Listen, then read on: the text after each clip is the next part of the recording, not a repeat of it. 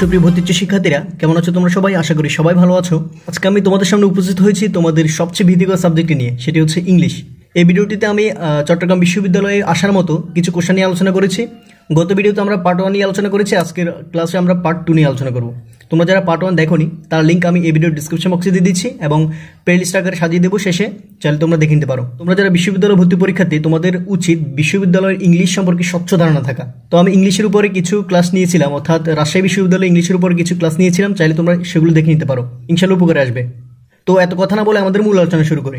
প্রথমে দেখতে পাচ্ছি he could not do well in the examination because he studied hardly. এখানে আমাদের বলা হচ্ছে যে তিনি পরীক্ষায় ভালো করতে পারলেন না, কারণ তিনি খুব কম সময় পড়াশোনা করেছিলেন। তাহলে আমাদের এই অপশনগুলোর মধ্যে কোন অপশনটা ভুল আছে সেটা কিন্তু আমাদের নির্দেশ করতে হবে। তো এখানে আমাদের এই কোশ্চেনটা আনসার করার জন্য আমাদের নিম্নলিখিত একটা রুলস প্রয়োজন, সেটাকে একটু দেখো। দুটি বিপরীত আইডিয়াকে যুক্ত করতে দো বা অলদো ব্যবহৃত হয়।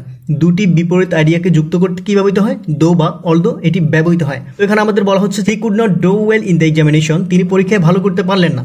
এটা কিন্তু একটা পার্ট, কিন্তু এরপর বলা হচ্ছে বিকজ, কারণ হি স্টার্টেড হার্ডলি, সে কঠোর পরিশ্রম করেনি, এরকম কিন্তু বলা হচ্ছে। তো এখানে আমরা একটু আগে শিখেছিলাম যে দুটি বিপরীত আইডিয়াকে যুক্ত করতে কি ব্যবহৃত হয়, সেটি ব্যবহৃত হচ্ছে দো বা অলদো। অর্থাৎ বিকজ জায়গায় আমরা যদি দো বা অলদো ব্যবহার করি তাহলে কিন্তু হয়ে যাবে, অর্থাৎ আমাদের সি নাম্বারে কিন্তু ভুলটা আছে। ঠিক আছে, আশা করি বুঝছো। Neither of the girl have turn in the trim paper to the instructor yet. অর্থাৎ এখানে আমাদের বলা হচ্ছে যে কোন অপশনটার মধ্যে আমাদের ভুলটা আছে তা নির্দেশ করতে হবে। ওকে, এই কোশ্চেনটা খুবই ইম্পর্টেন্ট, এটা কিন্তু আমাদের বিশ্ববিদ্যালয় ভর্তি পরীক্ষায় থাকে। অর্থাৎ কোশ্চেনটা না, এখানে আমাদের রুলসটা বেশি ইম্পর্টেন্ট। আমাদের রুলসটা কি বলছে একটু দেখো। এখানে বলা হচ্ছে যে neither of plus plural noun plus singular verb. অর্থাৎ এখানে আমাদের মাস্ট বি মনে রাখতে হচ্ছে আমাদের রুলসটা। কোশ্চেনগুলো দেওয়ার মূল উদ্দেশ্য হচ্ছে আমাদের রুলসগুলো খুব ভালোভাবে আয়ত্ত রাখা। তোমরা অনেকেই আছো যে প্রশ্নগুলো হুবহু মুখস্থ করার চেষ্টা করো, এই ভুলটা করবা না। তোমরা শুধু মুখস্থ করবে তোমাদের রুলসটা। তোমরা যেমন বাংলা, জিকে এগুলো হুবহু মুখস্থ করলে সমস্যা নাই, কিন্তু ইংলিশের ক্ষেত্রে এটা করা যাবে না, কারণ ইংলিশের মধ্যে উলটপালট করে কোশ্চেনটা হয়। শুধু আমাদের রুলসটা মনে রাখলে কিন্তু চলবে। তো এখানে বলা হচ্ছে neither of plus plural noun plus singular verb. এখানে আমাদের কি দেখতে হবে দেখো, এখানে বলা হচ্ছে নাইদার অফ, ঠিক আছে, নাইদার অফ কিন্তু এক অংশ দেওয়া আছে।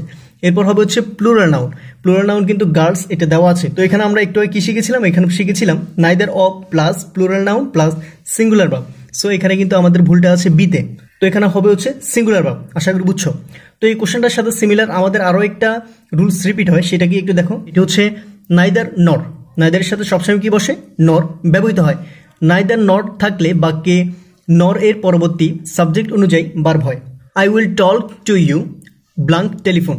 অর্থাৎ এখানে বলা হচ্ছে যে আমি টেলিফোনে আপনার সাথে কথা বলবো, এরকম কিছু একটা বোঝাচ্ছে। কোশ্চেনটা খুবই ইম্পর্টেন্ট, এটা কিন্তু বিশ্ববিদ্যালয় ভর্তি পরীক্ষায় থাকে। কোশ্চেনটা আনসার করার জন্য আমাদের নিম্নলিখিত কিছু তথ্য মনে রাখা উচিত, সেটাকে একটু দেখো। এখানে বলা হচ্ছে টেলিফোনে কথা বলার ক্ষেত্রে, অর্থাৎ মোবাইল ফোনে কথা বলার ক্ষেত্রে ওভার দ্য ফোন হতে পারে বা বাই দ্য, এটা হতে পারে। তো এখানে আমাদের অপশনের মধ্যে কি আছে আমরা একটু দেখি। এখানে বলা হচ্ছে অ্যাক্রস, ওভার, উইদিন, বাই। এখানে আমাদের একটু খেয়াল রাখা উচিত যে I will talk to you blank telephone, এখানে কিন্তু দা নাই। ঠিক আছে, যদি দা হতো তাহলে কিন্তু আমাদের এই আনসারটা কিন্তু হয়ে যেত, কিন্তু এখানে কিন্তু দার কথা কোনো উল্লেখ নাই। এখানে যদি আমাদের টেলিফোনের আগে যদি দা থাকতো তাহলে কিন্তু আমরা অন্য কিছু ভাবতে পারতাম, অর্থাৎ ওভার এটা কিন্তু হতো আনসার। এখানে কিন্তু ওভার দেওয়া আছে, বাইয়ে দেওয়া আছে, কিন্তু আমাদের কোশ্চেনের মধ্যে দা এটি নেই, তাহলে আমাদের নিঃসন্দেহে আনসার হবে কি, সেটি হবে হচ্ছে ডি। ঠিক আছে, আশা করি বুঝছো।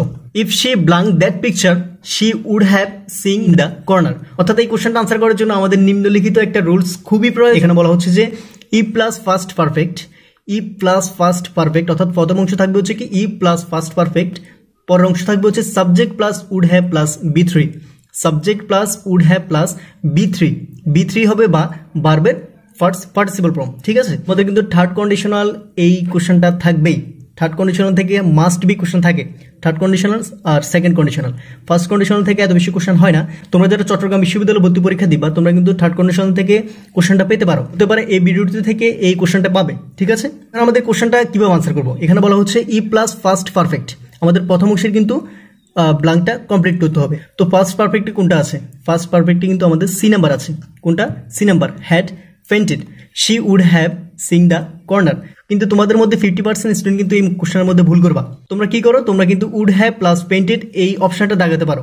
এই ভুলটা কিন্তু করা যাবে না। এখানে শুধু আমাদের প্রথম অংশের আনসারটা চাচ্ছে, সেকেন্ড অংশের কোনো কথাই বলা হয়নি। যদি আমাদের ব্লাঙ্কটা যদি এই পাশে থাকতো তাহলে কিন্তু, অর্থাৎ কমার পরে থাকতো, তাহলে কিন্তু আমরা ডি নাম্বার আনসার দিতে পারতাম, আনসার হতো। যেহেতু আমাদের প্রথম অংশে ব্লাঙ্কটা আছে, তাই আমাদের হ্যাড পেইন্টেড এই কোশ্চেনটার আনসার হয়ে যাবে। ঠিক আছে, আশা করি বুঝছো। We use to spend the afternoon blank the river bank.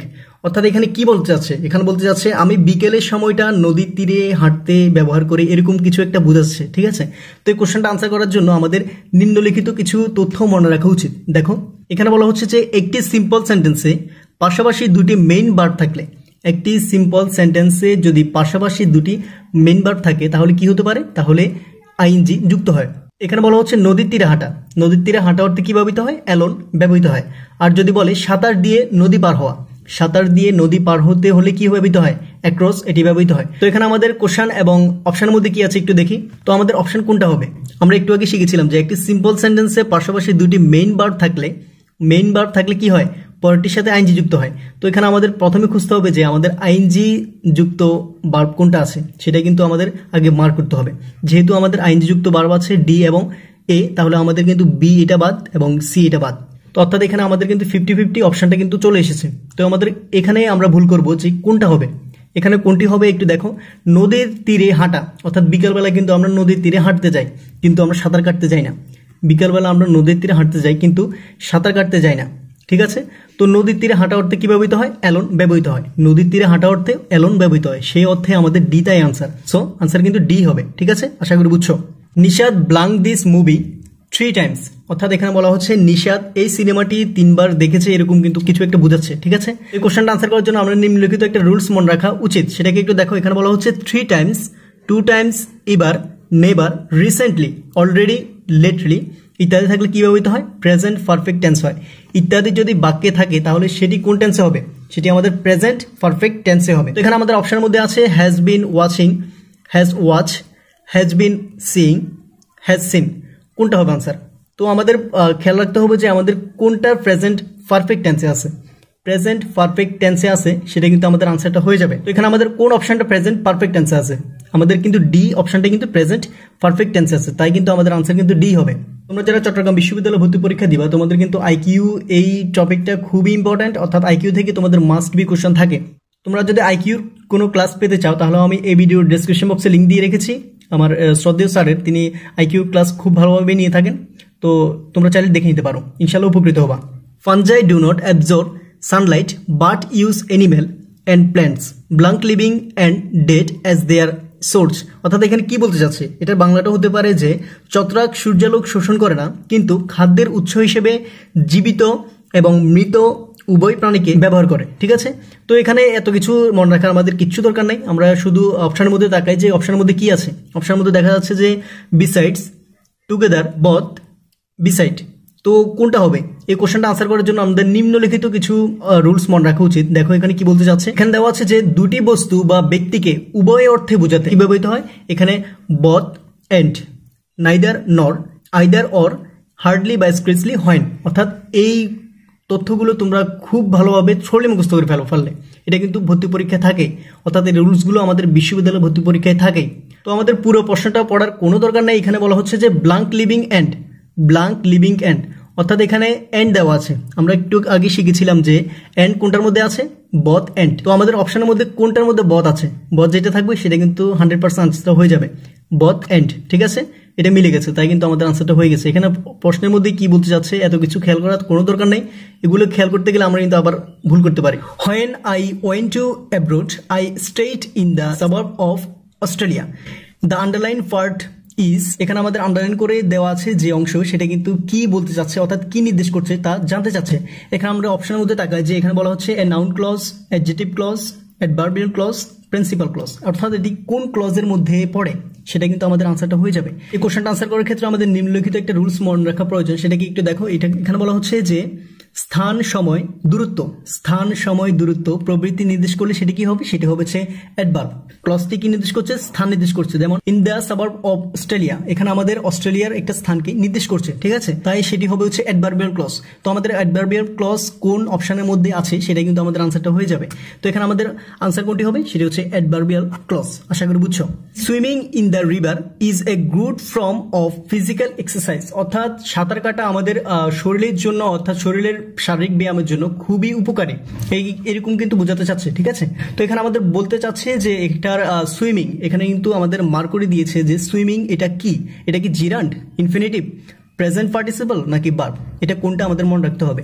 তো এই কোশ্চেনটা আনসার করার জন্য আমাদের নিম্নলিখিত একটা রুলস মনে রাখা খুবই প্রয়োজন। সেটা কি দেখো, ভার্ব প্লাস আইএনজি যুক্ত অংশ যদি নাউন বা প্রনাউনের কাজ করে তবে তাকে আমরা কি বলবো, জিরান্ড বলবো। তো এইখানে আমাদের এত বড় রুলস মনে রাখার কোনো প্রয়োজন নেই। এখানে আমাদের মনে রাখবো ভার্ব প্লাস আইএনজি মানে কি, ভার্ব প্লাস আইএনজি হলে কি, সেটি জিরান্ড। আর টু প্লাস ভার্ব সেটি ইনফিনিটিভ। এই দুটো কিন্তু তোমাদের বিশ্ববিদ্যালয় ভর্তি পরীক্ষার জন্য অতি প্রয়োজনীয়। এই রুলসগুলো কিন্তু আমাদের সিম্পল হলেও এটা কিন্তু আমাদের অনেক কাজে দেয়, ঠিক আছে। এখানে আমাদের প্রশ্নে দেওয়া আছে সুইমিং, সুইমিং এর মধ্যে কি দেওয়া আছে, ভার্ব প্লাস আইএনজি কিন্তু দেওয়া আছে, তাহলে কিন্তু আমাদের নিঃসন্দেহে আনসার হবে কি, সেটি হবে জিরান্ড। আশা করি বুঝছো। এই কোশ্চেনগুলো তোমরা খুব ভালোভাবে মুখস্থ করার চেষ্টা করো, আর পারলে একটা নোট করে রাখো যাতে বিশ্ববিদ্যালয় ভর্তি পরীক্ষায় ভালো করতে পারো। আই এম ব্ল্যাঙ্ক আউট, তো এখানে কি বলতে চাচ্ছে কিচ্ছুই বুঝতেছি না। তো এখানে আমাদের অপশনের মধ্যে তাকাই যে কি বলতে চাচ্ছে। এখানে বলতে চাচ্ছে two tired for go, too much tired for going, two tired to go, too much tired to go. এই কোশ্চেনটা আনসার করার জন্য আমাদের নিম্নলিখিত একটা রুলস প্রয়োজন। সেটি কি দেখো, টু এর পর সবসময় কি ব্যবহৃত হয়, টু ব্যবহৃত হয়। টু এর পর সবসময় টু ব্যবহৃত হয়। এটা তোমাদের বিশ্ববিদ্যালয় ভর্তি পরীক্ষার জন্য এই রুলসটা খুবই প্রয়োজন। তো এখানে আমাদের রুলস আরো একটা মনে রাখবো, সেটা টু আর টু থাকলে সেটি কি হয়, সেটি সিম্পল সেন্টেন্স হয়। আমাদের বাক্যে যদি টু আর টু থাকে তাহলে সেটি কি হয়, সেটি আমাদের সিম্পল সেন্টেন্সটা হয়ে যাবে, ঠিক আছে। তো এখানে আমাদের বলতে চাচ্ছে টু এর পর সবসময় টু ব্যবহৃত হয়। তো আমাদের অপশনের মধ্যে টু এর পর সবসময় টু কোনটা আছে সেটা কিন্তু আমাদের আনসারটা হয়ে যাবে। এখানে টু এর পর কিন্তু ফর আছে, এটা কিন্তু হবে না। এরপর দেওয়া হচ্ছে টু মাচ টায়ার্ড ফর, এটাও কিন্তু হবে না। এরপর two tired to go, two tired to go, এখানে কিন্তু আমাদের আনসারটা আছে। আর একটু দেখি, too much tired to go. তো এখানে আমাদের 50-50 কিন্তু হয়ে গেছে। এখানে আমরা অনেকাংশে ভুল করবো যে টু টায়ার্ড টু গো, আর একটা দেওয়া আছে too much tired to go. তোমরা কোনটা দেখাবা? এটা দাগানোর ক্ষেত্রে একটা জিনিস মনে রাখবা, সেটি টায়ার্ড সবসময় মাছ এটি ব্যবহৃত হয়। যদি এখানে আমাদের যে মাছ এটা না থাকতো তাহলে কিন্তু আমাদের আনসার নিঃসন্দেহে এটা হতো। এখানে যদি অন্য অপশন থাকতো তাহলে কিন্তু আমরা এটা দাগাতে পারতাম। যেহেতু অ্যাপ্রোপ্রিয়েট ভাবে আমাদের নির্দেশ করছে তাহলে কিন্তু আমাদের আনসার ডি হবে, এখানে কিন্তু বি হবে না। বি দাগলে কিন্তু আমাদের ভুল হয়ে যেত। যদি আমাদের ডি অপশনটা যদি অন্য কিছু থাকতো তাহলে কিন্তু আমরা নিঃসন্দেহে এটা দাগাতাম টু টু, ঠিক আছে। এখানে দেওয়া আছে টু টু, এখানে আছে মানলাম, কিন্তু এখানে মাছ এটি আছে যেহেতু এটা একটু অ্যাপ্রোপ্রিয়েট অর্থ প্রদান করে, তাহলে কিন্তু আমাদের আনসার এটি হবে। সুপ্রিয় ভর্তিচ্ছু শিক্ষার্থীরা, আজকে আমাদের আলোচনা পর্যন্তই। ভিডিওটি কেমন লাগলো তা কমেন্ট বক্সে জানাও যে ভালো লেগেছে কিনা। যদি ভালো লাগে তাহলে আমি অন্য ভিডিওগুলো দেবো, ঠিক আছে। আর এরকম যদি প্রতিনিয়ত ভিডিও পেতে চাও তাহলে চ্যানেলটি সাবস্ক্রাইব করো। আর তোমাদের একটা কথা বলতে চাই যে আমি খুবই সরি যে তোমাদের সময় মতো ভিডিওগুলো দিতে পারিনি, অর্থাৎ আমি অনেক বিজি ছিলাম, তাই ভিডিওগুলো তোমাদের সাথে শেয়ার করতে পারিনি, ওই জন্য আমি খুবই সরি। তো সবাইকে ভর্তি পরীক্ষার জন্য শুভকামনা রইল। আর তোমাদের কিন্তু ভর্তি পরীক্ষায় বেশি দিন নাই, খুব ভালোভাবে পড়ার চেষ্টা করো, ইনশাল্লাহ ভর্তি পরীক্ষায় ভালো করতে পারবা, ঠিক আছে। সবাইকে ভর্তি পরীক্ষার জন্য শুভকামনা রইল। সবাই ভালো থেকো। আসসালামু আলাইকুম।